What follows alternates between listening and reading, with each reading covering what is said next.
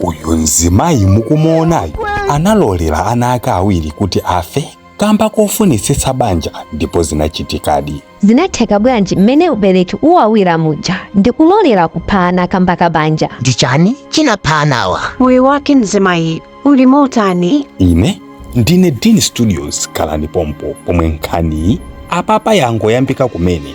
Osayiwala kupanga like komanso share nkhanizi. Mzimayi aliyense akamakhala khumbo lake lalikulu ndiko kukhala pa banja komanso kukhala ndi ana ngati chisangalalo chake, kumawasamalira ndi kumawaona akukula mosangalala. Koma izi sizomwe mzimayi wina wa ku Tanzania yemwe dzina lake ndi Fatima Seif Hamis ankaganiza. Pachiyambi anali ndi banja labwinobwino muja momwe banja likhalira, ndipo kamba ka chifuniro cha olengayo mamunayo anamwalira ndi kumusiyira Fatima ali ndi ana awiri, msikana ndi mnyamata.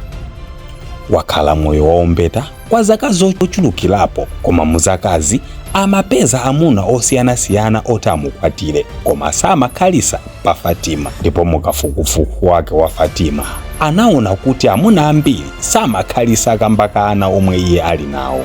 Anapeza mamuna wina ooneka wa serious, ndipo apa Fatima anapanga ganizo lolimba mtima kwambiri pofuna kuti banja lake likalimbe, popeza njondayi anagwirizana naye zoti atengane azikakhala ku tawuni popanda ana. Fatima anali asakudziwa komwe angakawasiye ana akewa, popeza achibale sangagwirizane ndi ganizoli. Choncho anapita kukanamiza ankolo ake kuti akuchoka kwa lero ndipo abwera tsiku lotsatira, ndipo pa ichi amusungire ana akewo. Ndipo zinaterodi. Kobweranso mmawa inatha wiki, mwezi, chaka, zaka zitatu, zaka 6. Fatima asakudziwa kuti ana ake ali bwanji, komwe anawasiyako osayimba foni, osawadziwisa komwe iye ali mu nthawi kuti Fatima akuphula njerwa za moto kwa mamunayi.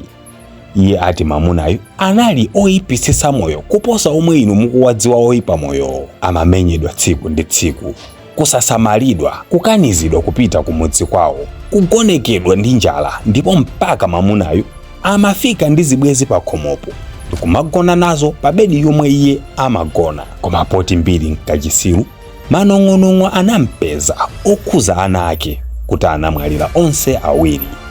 Mtima unagunda, ndipo anauza amuna akewo kuti amayenereka apite kumudzi.